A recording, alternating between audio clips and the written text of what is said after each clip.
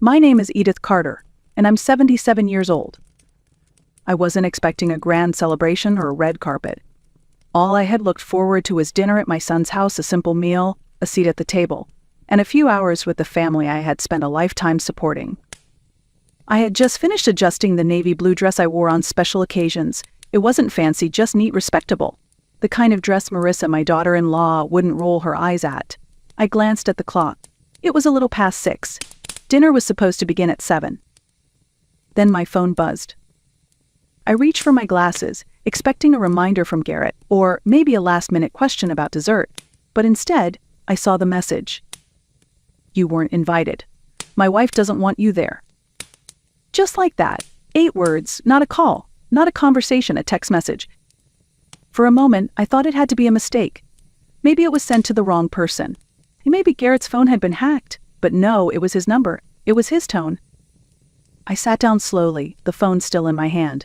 My heart wasn't just breaking, it was unraveling. So memories flashed in my mind. Garrett as a boy, clinging to my hand on his first day of school. Garrett at 12, crying when his dog passed away. Garrett introducing Marissa to me, full of excitement. And now Garrett, a grown man, telling me I wasn't welcome. I stared at the wall, not moving, not crying, just silent. That was the moment something inside me shifted. After all the years, after all the giving, maybe it was time to stop showing up for people who made it clear they didn't want me there. The house was quiet, too quiet. I stood up, walked over to my secretary desk, an old piece my mother had left me, and opened the drawer where I kept all the financial documents. Every folder was labeled, every receipt filed. I pulled out the thickest folder. It was labeled Garrett. Inside, there was a lifetime of giving. A $20,000 check to help him launch his business, one that folded in less than a year. Tuition receipts from when Marissa went back to school to earn her real estate license. Bank transfers for roof repairs, a down payment on their new SUV, the kitchen remodel Marissa just had to have. Each piece of paper told a story, not one of generosity but of expectation. My wallet had been their safety net. My name had been the invisible ink on every corner of that new house. 6 months ago, Garrett had called me to say they'd found the perfect home, a beautiful townhouse overlooking the river, part of an exclusive new development. He said it would be a place for the whole family. Mom, you'll have your own corner, he told me. That corner, apparently, didn't come with a chair at the dinner table. I looked down at the brochure, still sitting on my kitchen table. I had paid $120,000 toward the down payment. It wasn't a loan. It wasn't an investment. It was a gift, a mother's way of saying, I'm here. I care. And now it felt like I had bought myself out of their lives. I leaned back and whispered the question I hadn't dared ask for years. Was this love or just a transaction? For the first time, I didn't rush to excuse them. I didn't defend their choices. I simply sat in the truth I had spent a lifetime giving. And they had gotten used to it. I didn't sleep that night. The text kept replaying in my mind. Over and over, not invited. My wife doesn't want you there. By sunrise, I knew what I had to do. I made myself a strong cup of tea, sat at the kitchen table, and stared at the stack of papers I had pulled from the drawer. Then I picked up the phone and called the bank. Good morning. Fayetteville Community Bank. How may I help you? My name is Edith Carter, I said clearly. I need to suspend all automatic payments from my accounts immediately. There was a pause on the line. All payments, ma'am? Yes, every single one. And I also need to revoke the power of attorney granted to my son, Garrett Carter. I could hear the woman on the other end typing. That's a significant change, Mrs. Carter. We'll need your signature for the full process, but I can begin the suspension now. That's what I want. Start today. The silence that followed was not awkward, it was powerful. I had supported my son, his wife, their lifestyle, their ambitions, and their obligations for over 2 decades. But that morning I remembered what James, my late husband, always said. Edith, love them, but don't let them walk on you. When the woman confirmed that all 174 automatic payments were now blocked, I thanked her, hung up the phone, and exhaled deeply. I hadn't realized how heavy it all had been. The years of small compromises, the quiet dismissals, the holidays spent alone while still footing the bills. That morning, I didn't just cancel payments. I reclaimed space in my own life. My phone buzzed again. Garrett. I didn't answer. Instead, I typed a simple message and stared at it for a long time. Time to pay your own way. Then I turned the phone off and turned a corner in my life. By the time Garrett showed up at my door, the kettle was already on the stove. He didn't knock politely. He rang the bell in that impatient, sharp way that said he wasn't here for a chat, he was here for control. I opened the door and he walked right in without waiting for an invitation. "Mom, what's going on?" he asked, the worry in his eyes barely covering the irritation beneath. The mortgage bounced. Marissa's car payment didn't go through. The bank called about the suspended authorizations. "Did you cancel everything?" I nodded. "Yes, I did." He blinked. "All of it." All 174 transactions. Garrett sank into the living room chair like the wind had been knocked out of him. "Why?" I didn't raise my voice. I didn't cry. I just looked at him and said, "You uninvited me from your house, Garrett. The one I helped pay for. You sent a message saying your wife didn't want me there, and you didn't even try to stop her." "That was a mistake," he stammered. "Marissa was upset. I didn't mean it." "You didn't mean to say it, or you didn't mean for there to be consequences?" I asked quietly. He looked away. I poured 2 cups of tea, placing one in front of him. He didn't touch it. "We have bills, Mom," he said finally. "Loans, Toby's tuition, the house. You've always helped us." I did, I agreed. But that help became expected. And then it became invisible. Garrett opened his mouth to respond, but I raised my hand. "Tell me one thing you've done for me, Garrett," I asked, my voice soft but steady. "One thing you did not because you had to, but because you wanted to. One thing that didn't involve you needing something from me." He sat in silence. And in that silence, I found my answer. 2 days later, it was Toby who showed up. He looked disheveled, wrinkled shirt, dark circles under his eyes, and that nervous energy of someone who had never truly faced consequences. I let him in without saying much. He dropped onto the couch and rubbed his hands together. "Grandma, I need help," he began. "My credit card's been frozen. I can't pay my rent. My car's overdue. I'm in trouble." I sat across from him, calm and composed. "How much do you owe?" He hesitated. "About $7,000. "What did you spend it on?" He shrugged, avoiding my eyes. "Some stuff, a new phone, a trip with friends, a few parties." I nodded slowly. "You've been working for 2 years now, right? At the insurance company?" "Yeah." "So why haven't you learned to manage your money?" He looked like a child being scolded, not a 23-year-old man. "I guess I always thought I could ask Mom and Dad. Or you." "That's the problem," I said. "You've all gotten used to thinking I'd always be here to fix things. But I'm not your backup plan, Toby. I'm not your bank." He leaned forward, desperation creeping in. "Grandma, please. Just this once. I swear I'll pay you back." "No," I said firmly. "But I will offer you something else." He looked confused. "Like what?" "My lawyer, Mr. Whitaker, is looking for a part-time assistant. Feeling, answering phones. It won't solve everything, but it's honest work." Toby blinked. "You do that for me." "I love you," I said, "but I'm done enabling you. My love is no longer measured in money."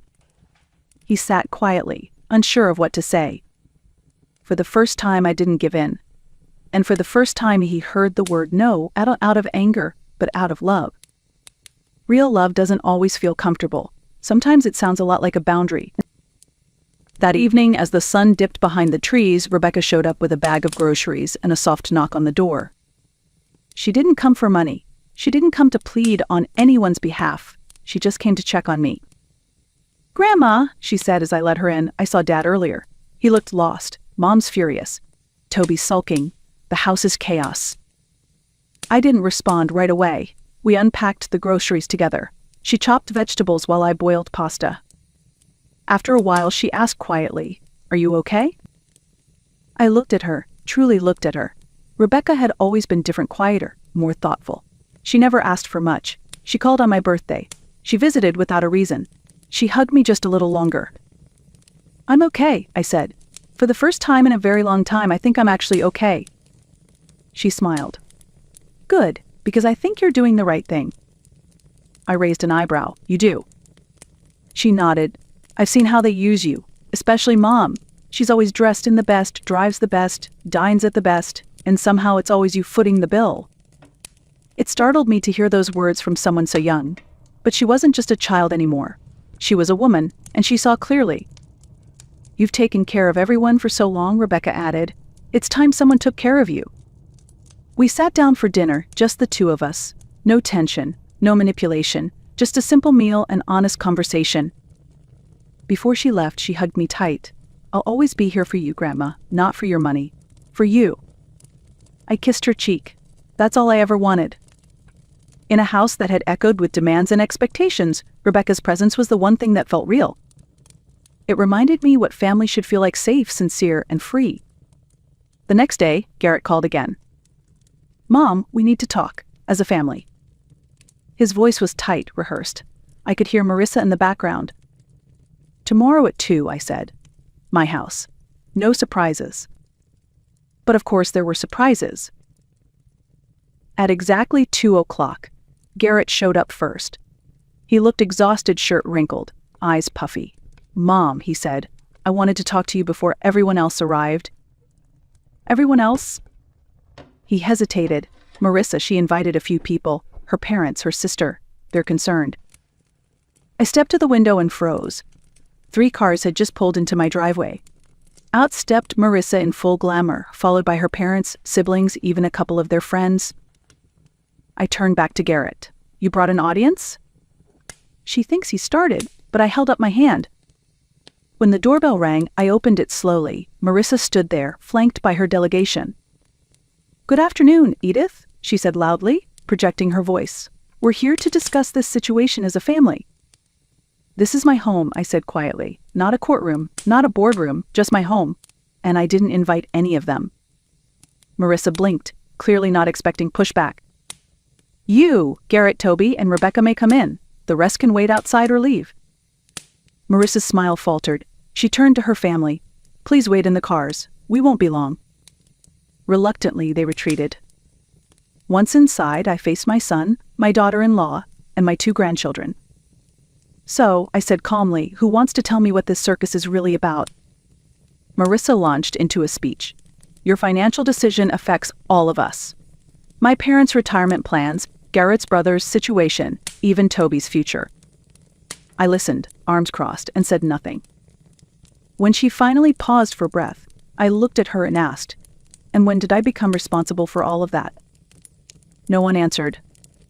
Because deep down, they all knew the truth. They hadn't come to fix a relationship. They had come to salvage their lifestyle. The room was heavy with silence after my question. Garrett finally spoke, voice low. "Mom, we've come to rely on your help. You've always been there. We just didn't think you'd ever stop." I nodded. "Exactly. You didn't think. You just took." I turned to Toby. "How many times have you visited me just because you wanted to? Not because you needed money." He shifted in his seat. "And Marissa," I said, facing her, "tell me one single thing you've done for me without expectation." She opened her mouth, then closed it again. "You see," I continued, "what hurts isn't just the money. It's the erasure. The way I disappeared from your hearts the moment I stopped paying." Marissa's mask slipped. Her voice hardened. "This is manipulation. You're trying to guilt us." "No," I said. "I'm telling you the truth. For once." She stood abruptly. "You'll regret this. When you're alone, when no one's there, you'll regret pushing us away." I didn't flinch. "Family isn't just a word we use when we want something," I said softly. "It's a choice we make every day with our actions, not our invoices." Garrett looked up, eyes glassy. "What do you want us to do, Mom? Apologize? Beg?" "No," I said. "I want you to grow up. I want you to stop confusing love with dependence. And I want you to leave." The words were calm, but they landed like thunder. Toby stood without protest. Marissa muttered something under her breath as she stormed out. Garrett lingered, unsure. "I'll be here," I told him. "If you ever want to talk, really talk, not about money, but about us." He nodded slowly and followed the others out the door. Only Rebecca stayed behind to hug me. "I'm proud of you, Grandma," she whispered. I didn't reply. I just held her close. Because for the first time in a long time, I had nothing to prove and nothing to give but the truth. 6 months passed. And for the first time in decades, I wasn't anyone's emergency contact, anyone's financial plan, anyone's silent sponsor. I was just Edith. I spent mornings on the porch, sipping coffee and reading books I'd long set aside. I took walks through the park where James and I used to stroll. I even signed up for an art class at the community center, something I'd always wanted but never dared prioritize. Rebecca visited often. She never asked for anything. She just came to talk, to laugh, to share her world with me. She was my only connection to the family now, and that was enough. As for Garrett and Marissa, the calls dwindled. After a few more attempts, some apologetic, some demanding they stopped altogether, I heard from Rebecca that they sold the house and moved to a smaller apartment. Marissa took on extra work. Garrett finally learned how to manage a budget.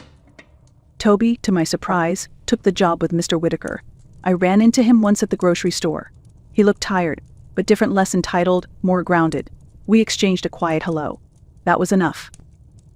And me? I went to Italy. It was James' dream, one we'd postponed too long. But Rebecca insisted I go. "Do it for you, Grandma," she said. "For once, just for you." So I did. Now I sit on a terrace in Tuscany, watching the sunset over rolling vineyards. Laureen, my oldest friend, laughs beside me as she scribbles notes in her travel journal. "You look lighter," she says. "I am," I reply. Because I finally laid down the weight of other people's expectations.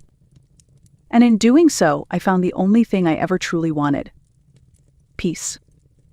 Not just the absence of noise, but the presence of self. The quiet strength of someone who no longer needs to be needed to feel whole. That evening, as twilight painted the Tuscan sky in gold and violet, my phone buzzed. Garrett's name lit up the screen. 6 months ago, I would have answered before the second ring, eager, hopeful, already rehearsing ways to fix whatever was wrong. But now I simply looked at the screen and let it fade to black. I didn't need to hear another promise. I didn't need to be pulled back into a cycle I'd finally stepped out of. Instead, I picked up my wine glass, raised it to the horizon, and whispered, to me. The version of me that had always come last. The version that stayed silent at dinner tables where I was unwelcome, who smiled through birthdays alone, who paid bills with shaking hands and called it love. She was gone now. In her place stood a woman who had learned that freedom doesn't come from letting go of people, it comes from letting go of permission. I don't owe anyone an explanation for choosing peace. I don't owe anyone my savings, my time, or my seat at a table I was never really welcome to. What I do owe at this stage in life is honesty with myself. Rebecca texted later that night, a photo of her new apartment and a simple message, "Grandma, I can't wait for you to visit. I made you a room just yours, always." And with that, I smiled, because sometimes the legacy we leave behind isn't the money we gave or the house we built. It's the truth we finally spoke. And the boundary we were brave enough to draw. If this story spoke to your heart, share it. Because someone out there needs to hear, it's never too late to take your power back. And you're never too old to begin again.